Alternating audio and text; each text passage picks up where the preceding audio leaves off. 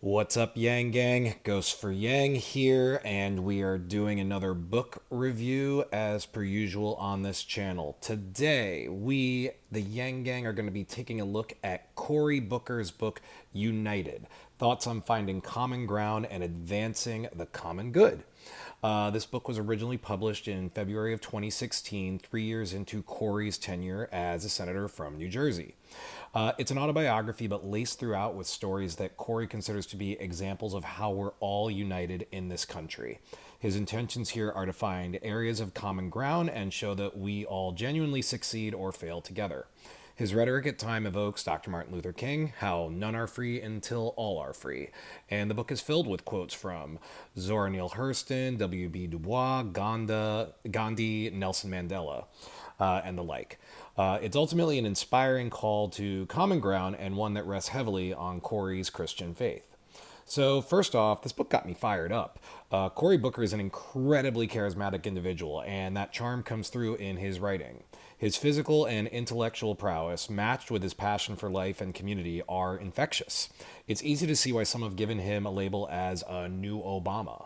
And you get the sense that he really believes that we are all here thanks to what he calls the conspiracy of love. That love has been behind everything humans have achieved, from our populations to our cities to our families to our communities. Now, we get the usual basics of Cory's upbringing. He was born in Washington, D.C., and grew up in Harrington Park, New Jersey, just north of Newark, the city where he would eventually run as mayor. He's close to his parents, and his mother, in particular, teaches him that one's attitude towards work, in particular, defines them. Another lesson from his mother: why would you act small when God created/commanded you to act large? The implication: passivity is in itself a sin. Take action for what you believe in, for you and your fellow man. Cory speaks of the relationship between his personal ethic and his communal ethic. What does he stand for, and how does that impact those around him? Now, Cory's an all-star athlete and student. Throughout school, he talks about how he has three priorities: to get A's, excel at sports, and be kind and of service. I mean, who wouldn't want to bring this guy home to mama? He attends Yale Law School and becomes a Rhodes Scholar. He's unsure what he wants to do after Yale and asks a question that I think is worth remembering for everyone personally. What would he do if he couldn't fail? Sounds downright entrepreneurial to me, and in keeping with Andrew Yang's attitude. No wonder Yang and Cory Booker are friends. Cory describes feeling a close kinship with the city of Newark and starts interning there at a nonprofit that teaches kids how to interact with the police.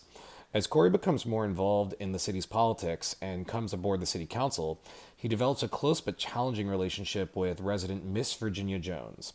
Jones and Booker lived together in Brick Towers, an affordable housing development where Cory continued to live even when he was mayor. Jones is something of a community leader and has a hope for her life even though her son was murdered in the very building where they lived. Newark's poverty and crime rates are nearly 3 times the U.S. average at this point, and here comes Cory, bright-eyed and bushy-tailed Rhodes Scholar, trying to make a difference. Miss Jones puts Cory directly in front of drug dealers, and even early in Cory's career, she convinces these drug dealers not to shoot him.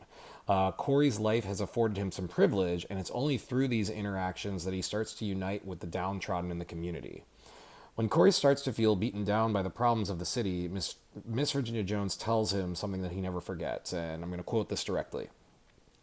Boy, you need to understand that the world you see outside of you is a reflection of what you have inside of you. And if you're one of these people who see only darkness, despair, that's all there's ever going to be. But if you see hope, opportunity, if you're stubborn enough to, every time you open your eyes, see love and the face of God, then you can be a change agent here. Then you can make a difference.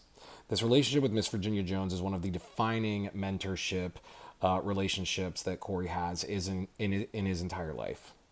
Now, Newark's crime is a constant presence in the book. One heartbreaking incident depicts a kid being shot and dying right in front of Cory Booker. But Cory is a determined city councilman and decides to go on a hunger strike to raise awareness for the city's crime epidemic. He doesn't eat for 10 days and lives in a tent in one of the city's most dangerous neighborhoods in order to draw attention to the problem. This campout leads to him living in various campouts and homes throughout Newark's most dangerous environments, all to draw attention to it. The city's crumbling social order and infrastructure. While living in brick towers, Cory describes the kids he'd pass in the lobby all the time, one of them being Hassan Washington.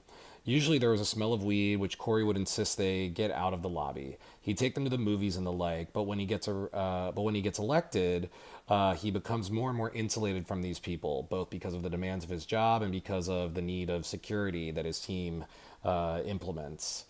On one of his first days as mayor, he got called to the scene of a murder, the body already having been covered up. He's there talking about his plans to lower crimes, and only later at home, when he looks at his BlackBerry and reads the news, does he learn that the victim was one Hassan Washington, one of the very kids that Cory would pass all the time in his lobby. It's a heartbreaking moment for him. 6 years into Cory's tenure as mayor of Newark, he's elected in 2013 to be New Jersey's junior senator. Tragically, his father dies days before Cory is sworn in, having suffered a stroke. But with his mother in D.C., he's able to meet with John Lewis, which helps ease his father's absence.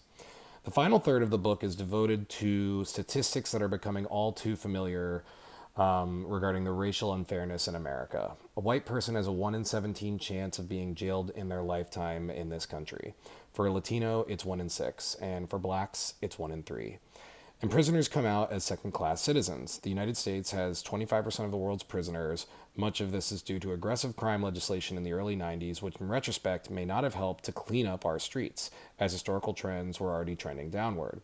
Booker also describes relationships between the police and communities of color, including the implicit bias that can affect an officer's judgment at the millisecond level, and how retraining programs have been shown to be effective for this. And he also talks about programs like urban farming, things that really bring a community together and show long-term impact in getting people to not ravage their community out of desperation, but instead see what they can build. This is a very smart, warm individual, an ambitious individual, but one with a Christian spirituality of inclusiveness, service, and lifting others up. So, analysis. First, Cory Booker's the man. This guy's just awesome. He's cool. Second, with respect to Mayor Pete Buttigieg, it's hard to read a book about the mayor of Newark, New Jersey, who also ascended to the U.S. Senate, and just think, as far as mayors go, Booker's had to face bigger challenges. I know that Julian Castro's in that crew as well. But there's just much bigger gravity of problems that a mayor of Newark, New Jersey would have to deal with than the mayor of South Bend, Indiana. It's just the fact. While it wasn't the intention of this book to deliver a political platform, I still have to say, as much as I appreciated Booker's message of unity, I don't know how much of this rhetoric would play out on a national scale. On a spiritual level, we are all united. But in our increasingly divided society, it's very hard to see how folks in rural areas and the like will be able to identify with the impoverished in the city that Booker describes. It's completely well-intentioned, but the reality is it's far too easy for people to dismiss others if they're not directly in front of their faces. And ultimately, that is why I see Andrew Yang's freedom dividend as a far more uniting policy. It's the foundation on which to build interstate exchange programs and the like, programs that would truly bring us together. Warmth and rhetoric can only take us so far. Maybe if this Cory Booker had been around in 2008, he would have been an Obama or given Barack Obama a run for his money. But our society and our politics has evolved since then. But still, Cory Booker, cool guy. Would love, love, love, love to see him in Andrew Yang's cabinet. Maybe even on Andrew Yang's ticket as a VP candidate. And maybe there's a presidential run for him down the road. But for now, I put him in the category of great guy, but lacking sweeping society-changing vision. So what do you think, Yang Gang? Are you fans of Cory Booker? Do we like him and want to get him in the Yang Gang? Comment below. And as always, if you enjoy these reviews, please like, subscribe, and retweet. It helps me to keep doing them. And as always, vote. Make sure you're registered. Participate in our democracy. That's it for today's review. We'll see you soon with the next one. Bye, Yang Gang.